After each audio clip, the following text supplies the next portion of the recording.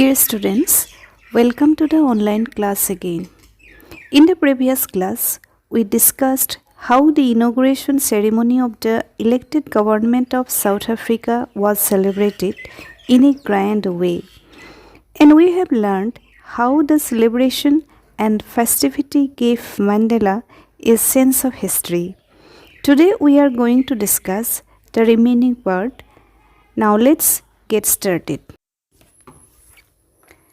That day had come about through the unimaginable sacrifices of thousands of my people whose suffering and courage can never be counted or repaid.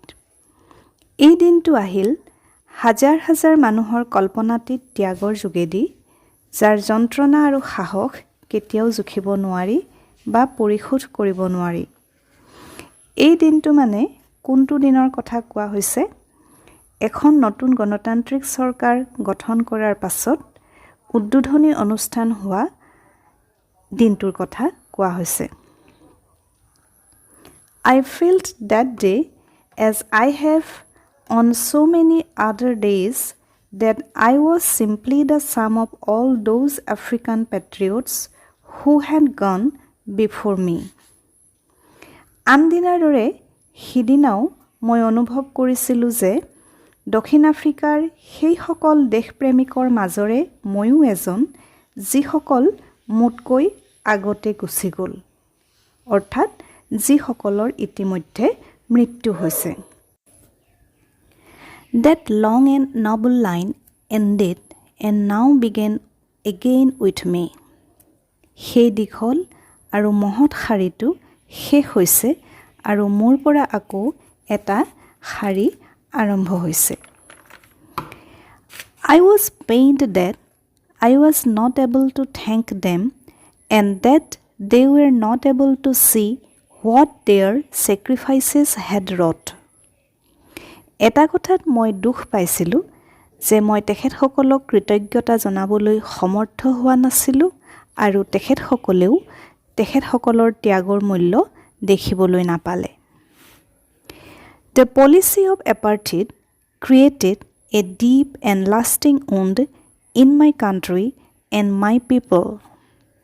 Policy of apartheid অৰ্থাৎ বৰ্ণবৈষম্যৰ নীতিয়ে মোৰ দেশত আৰু এই দেশৰ জনগণৰ মনত এটা গভীৰ আৰু বহুদিনীয়া ঘাৰ সৃষ্টি কৰিছিল। All of us will spend many years, if not generations, recovering from that profound hurt. এই গভীৰ আৰু প্ৰচণ্ড আঘাতৰ পৰা উপশম পাবলৈ আমাৰ সকলোকে এটা প্ৰজন্ম নহলেও বহু বছৰ লাগিব। But the decades of oppression and brutality had another unintended effect. এই শোষণ আৰু নিষ্ঠুৰতাৰ দশকটোৰ অন্য এটা অনিচ্ছাকৃত প্ৰভাৱ আছিল, and that was that it produced the Oliver Tambos, the Walter Sisulus, the Chief Luthulis, the Yusuf Daddos, the Bram Fishers, the Robert Chobukos of our time.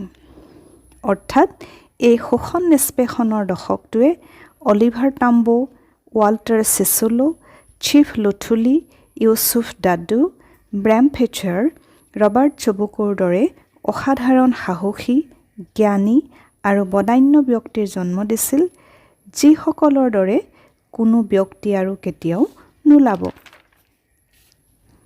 Perhaps it requires such depths of oppression to create such heights of character. অৱশ্যে এনে উচ্চ চৰিত্ৰবান ব্যক্তিৰ সৃষ্টিৰ বাবে এই শোষণেই দায়ী। My country is rich in the minerals and gems that lie beneath its soil, but I have always known that its greatest wealth is its people, finer and truer than the purest diamond. মোৰ দেশখন এই দেশৰ মাটিৰ তলত পৰি থকা খনিজাত বস্তু আৰু ৰত্নত চহকী, কিন্তু মই জানো এই দেশৰ আটাইতকৈ মূল্যৱান সম্পদ হৈছে এই দেশৰ জনসাধাৰণ আৰু তেওঁলোক বিশুদ্ধ হীৰাতকৈও বেছি সুন্দৰ আৰু নিভাঁজ। It is from these comrades in the struggle that I learned the meaning of courage.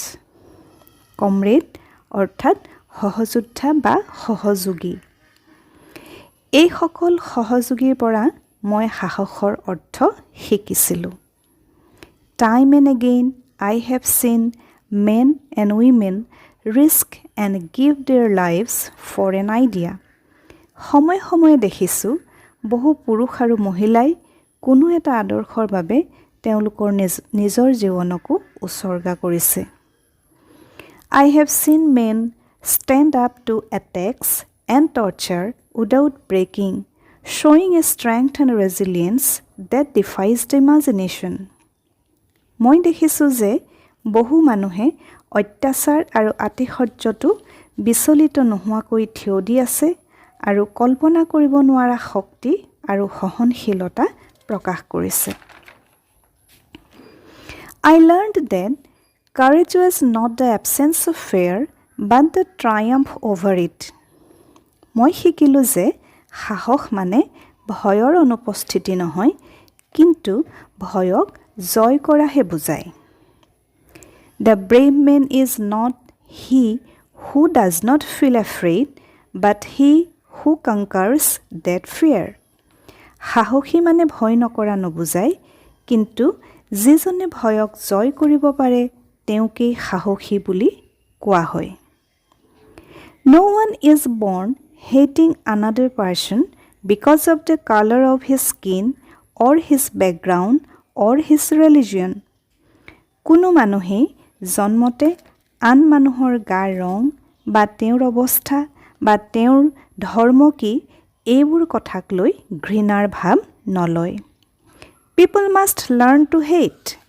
মানুহে মানুহক ঘিণ কৰিবলৈ শিকিব লাগিব। And if they can learn to hate, they can be taught to love. আৰু মানুহক যদি ঘিণ কৰিবলৈ শিকাব পাৰি তেন্তে মানুহক ভাল পাবলৈও শিকাব পাৰি। For love comes more naturally to the human heart than its opposite. কাৰণ ঘৃণাতকৈ মৰম ভাল পোৱা মানুহৰ অন্তৰলৈ বেছি স্বাভাৱিকভাৱে আহে। Even in the grimmest times in prison, when my comrades and I were pushed to our limits, I would see a glimmer of humanity in one of the guards. Grimmest means very serious, gloomy. অৰ্থাৎ কাৰাগাৰত থকা গম্ভীৰ সময়তো যেতিয়া মোৰ সহযোগীসকলৰ সৈতে মোক কাৰাগাৰৰ চাৰিসীমাৰ ভিতৰলৈ ঠেলি পঠিওৱা হৈছিল, সেই সময়তো মই এজন দুৱাৰৰক্ষীৰ চকুত মানৱতাৰ চিকমিকনি দেখা পাইছিলোঁ। Perhaps just for a second, but it was enough to reassure me and keep me going. অৱশ্যে এইটো হৈছিল মাত্ৰ ক্ষণিকৰ বাবেহে, কিন্তু মোক নিশ্চয়তা দিবৰ বাবে আৰু গতিশীল কৰি ৰাখিবৰ বাবে এয়াই যথেষ্ট আছিল। Man's goodness is a flame that can be hidden but never extinguished. মানুহৰ শুভবোধ বা কল্যাণকামিতা জুইৰ এটি শিখাৰ দৰে, যাক লুকুৱাই ৰাখিব পাৰি, নেদেখা কৰি ৰাখিব পাৰি, কিন্তু ই কেতিয়াও নিৰ্বাপিত নহয়, অৰ্থাৎ নুমুৱাব নোৱাৰি। এটা খুব সুন্দৰ বাক্য নহয়নে? আকৌ এবাৰ চোৱাচোন। Man's goodness is a flame that can be hidden but never be extinguished.